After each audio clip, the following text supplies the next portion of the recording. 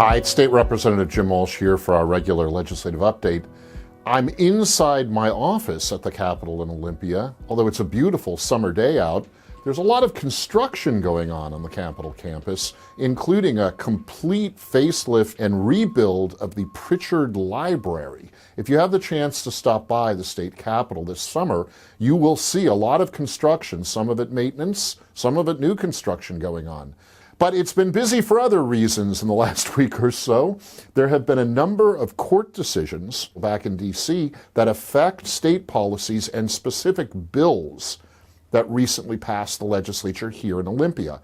Just recently, the U.S. Department of Justice has filed a lawsuit against Washington State over Senate Bill 5375, a controversial proposal that was just passed into law and signed by the current governor that requires clergy members to disclose mandatory report matters of sexual crime, sexual exploitation that they learn about during confessions and other religious ritual ceremonies.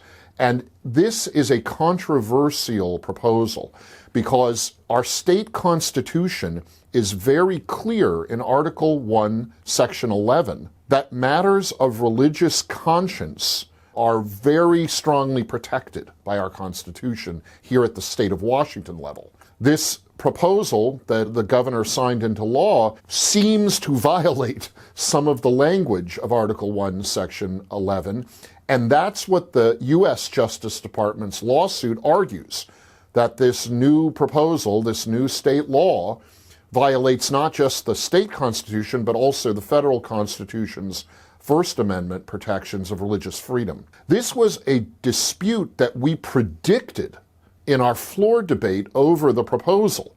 There were clear constitutional issues with it, and we all want to protect children from sexual exploitation, and all people from sexual violence.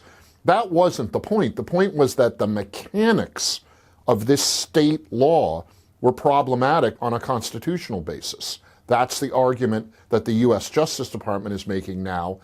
And the governor and the state attorney general are going to have to defend the state law against the challenge posed in this case by the U.S. Justice Department. But I should point out that a number of religious groups have separately challenged the new proposal. So that's going to be in the courts for the coming weeks and months. We probably won't know a clear outcome of those legal challenges for a while, but the unfortunate thing is this was predicted. Senate Bill 5375 was controversial from the start. It is not the only current controversy. There have been some challenges to the way that the president deploys the National Guard during times of civil unrest. We've talked a little bit about this before. There was another bill recently passed in the previous session that just ended earlier this year, House Bill 1321, that restricted the use of certain state militias in certain situations. That bill, also controversial, does not apply to the U.S. president when the president would deploy National Guard units to try to restore civil order during a time of civil unrest. There's been some back and forth conversation about that, but that bill does not limit the way that a president can deploy the National Guard, worth reiterating that point. There are other issues that are coming to point now, too. The new state taxes, the tax increases on gasoline and diesel fuel, those do take effect July 1st, that's coming right up, as well as some of the other state tax increases. The state death tax is higher as of July 1st, and a number of the sales and excise taxes, especially those targeting tech industry firms, take effect soon too. There's begun to be some pushback among particularly people working in the tech sector.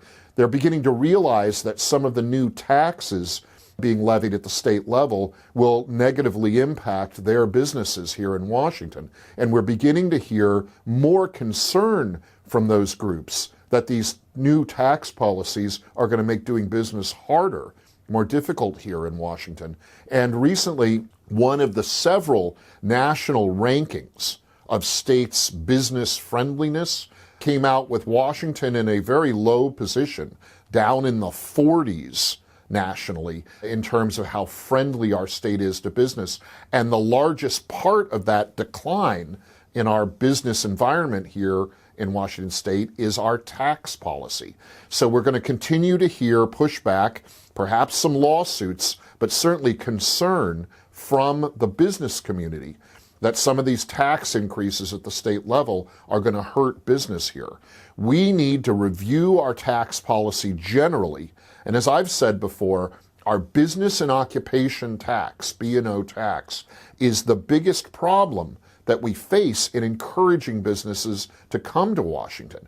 It is a problematic way to tax business, and we need to find fair, flatter, and yes, lower tax rates on businesses, especially startups here in Washington. That's how we can continue the economic growth that has really been the engine that has driven so much of our innovation and our state government's success over the last 20 years.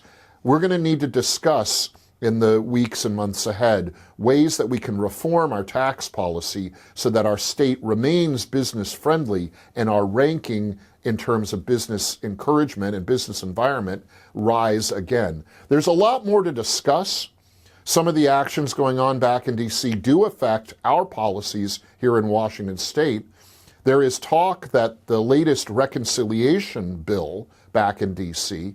may affect the way that our Climate Commitment Act can fund alternative clean energy projects here.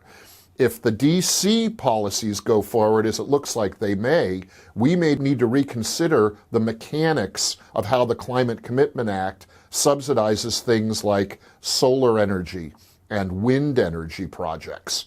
But we'll talk about that more when we see more clear signals from the other Washington. For now, we're very busy, even in the interim period between legislative sessions here at the Capitol, and I'll keep you posted as we go along. Until next time, stay strong and be well.